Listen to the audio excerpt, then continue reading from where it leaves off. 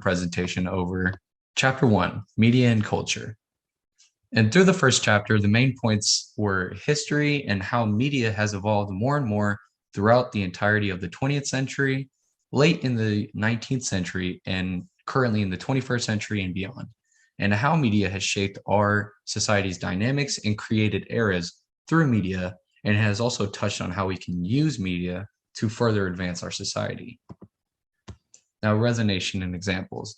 So the way that the chapter resonated with me was through the view of someone in Generation Z. As I was born in 2000, I have been through a lot of how today's media has been affected now as far as social media and how predominant it is in our society.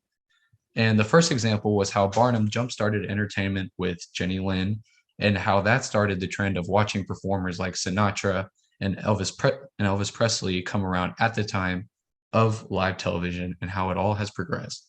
See, prior to that, people went to go see people perform, but that was more in an orchestra and quiet sense of a very dressed up background. And now you can watch a live performer and the audience is captivated and they are very involved in the venue of the event. Secondly, entertainment is almost entirely shaped by gatekeepers nowadays, like it says in the chapter, also calling them tastemakers. And the way that that resonated with me was through my thinking of reviews and talk shows. Now, you see, a lot of people get their opinions based on what reviews like Rotten Tomatoes and Twitter and other reviewers will say about a movie or TV show or even music. And that's how a lot of them gain popularity, is through the validity of other people's reviews. And another way is through talk shows like Jimmy Fallon, like Jimmy Kimmel, Ellen DeGeneres in the past, and so many others have become a very big deal as far as people wanting to watch the events or people that those talk show hosts rave about. And lastly, I think the most importantly is media literacy, which has also become important through the validity of information.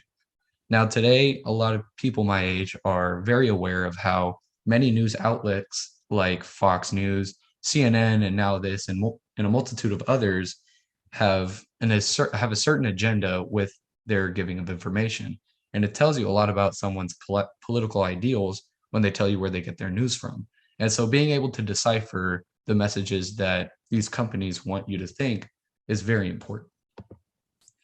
Now, my prediction for media and culture in 2071 involves social media just completely dominating and continuing to progress, as it will completely take over television programming.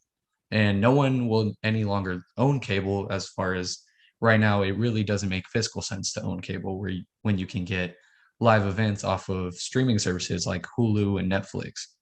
And media literacy will become an essential component of school curriculum in the way that it will become essential to become involved with the internet. And as there really won't be any way of denying it, as it already is becoming of now.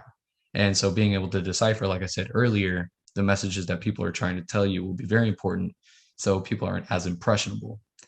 And I also believe advertisers will become diminished due to the evolution of content creativity, as content creators now and in the future will become more involved with the aspects of their viewership and won't have to rely on third parties like a Coke or, pharmaceutical companies trying to intertwine with their content. So I believe that will be diminished. Thank you for your time, and give them.